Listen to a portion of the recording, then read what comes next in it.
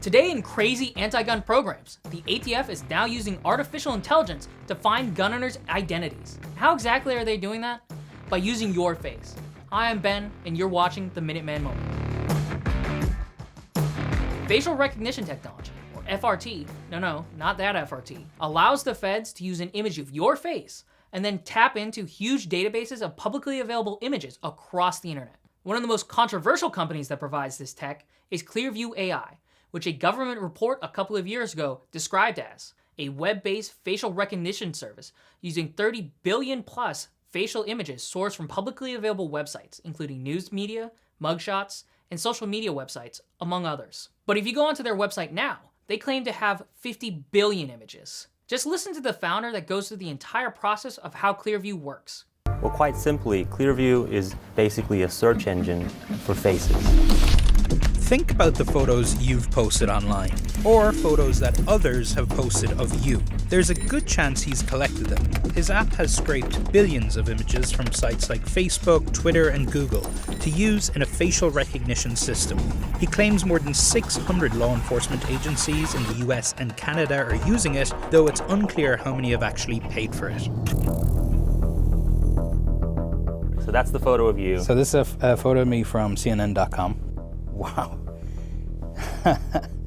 We're starting to see pictures of me that are not from that original image. This is from Medium. Tech giants aren't happy about this. They say it violates their terms of service and have sent cease and desist letters. LinkedIn, Twitter, YouTube.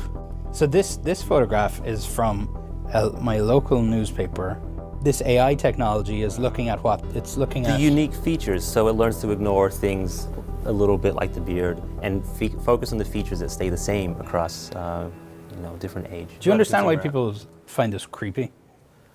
I can understand people having concerns around privacy. So the first part to remember, it's only publicly available information. We're not just making technology for its own sake. The reason and the purpose we found is to really help law enforcement solve crime. So basically, any picture you put on the internet with your face, and everyone else as well, is open for the feds to compare their picture to and figure out just who's in that picture. Now this is some dystopian tech nightmare, because the feds have a registry of your face now. But we're not the only ones who think this is bad news. Even the government thinks the government has gone too far. A few years ago, the Government Accountability Office, or the GAO, basically the government's oversight agency, wrote a report on the dangers of the government using this facial recognition technology without safety mechanisms. They specifically named the ATF as one of the agencies that is abusing this power. In testimony to the US Commission on Civil Rights, they stated that the ATF used their services without properly training their staff on how the tech works, on what photos were appropriate to use, and how to interpret the results of the process. Let's listen into their concerns from Dr. Greta Goodwin,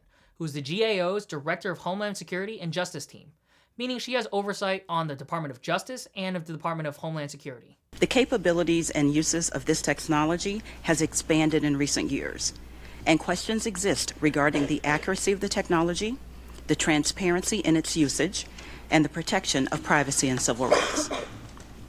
Facial recognition technology is a powerful tool that federal law enforcement agencies may use to help solve crimes.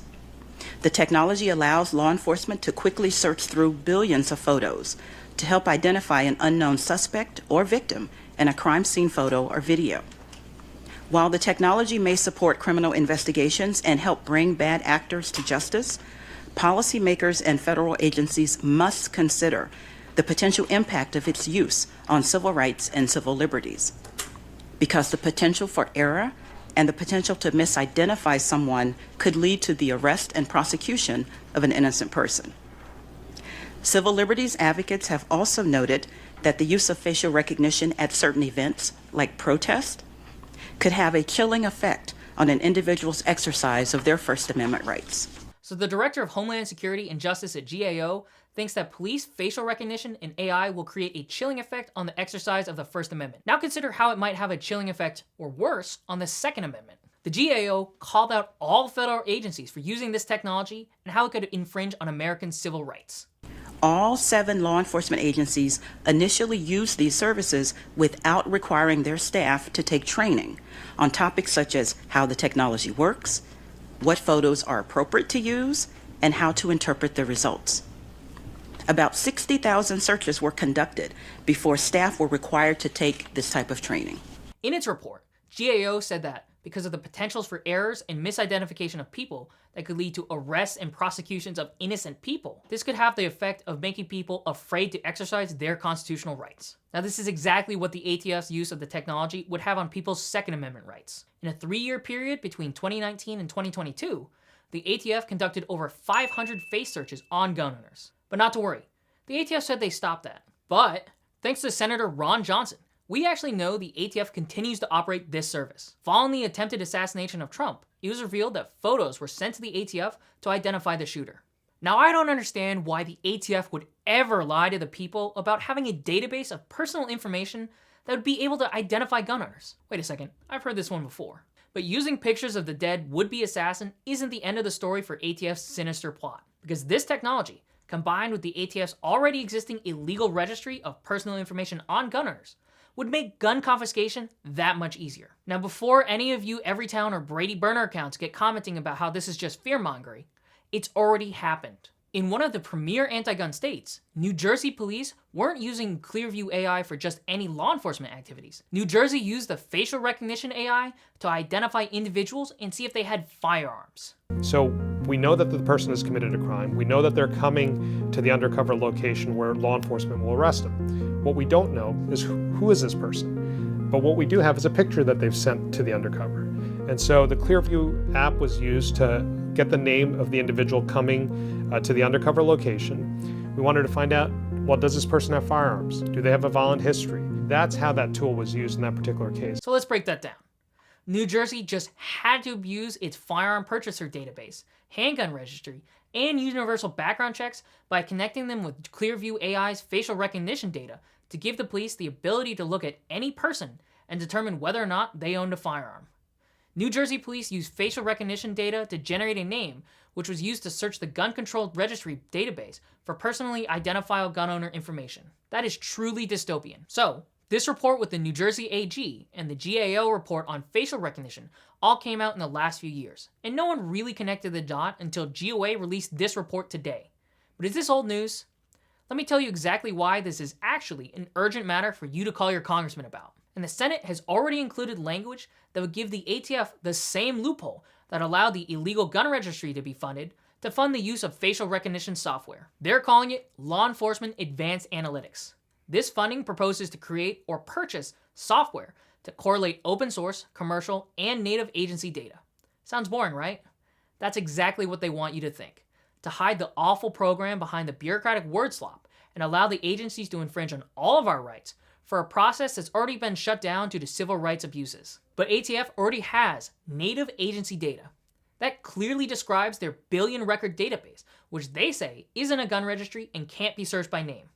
Then ATF already has access to Clearview AI, which is a commercial product, but is built on open source data collected by the company. So unless the Senate explains exactly what lawful purpose this funding is for, we need to oppose it. We need to make sure that Congress doesn't sneak in funding to connect ATF's illegal registry to Clearview AI and let ATF have a facial recognition database that they can tell any federal agent exactly which guns you own. Keep in mind that back in 1990s and early 2000s, ATF was able to begin centralizing and digitalizing Form 4473s despite the federal prohibition on a gun registry because of government funding. Congress twice appropriated funding for the conversion of paper records to microfilm in the 90s. And then again in the 2000s, they passed another 2 funding bills to help ATF convert microfilm into so-called non-searchable PDFs. So if we don't stop this now, ATF could argue that this funding also circumvents the National Gun Registry prohibition. In fact, they might take this as explicit authorization to create a facial recognition gun owner database.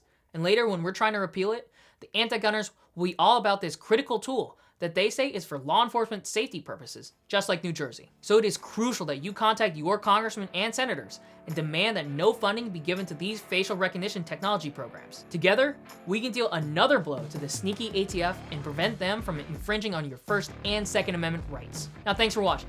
Be sure to like, comment, and subscribe to stay up to date with GOA's latest fights for your rights.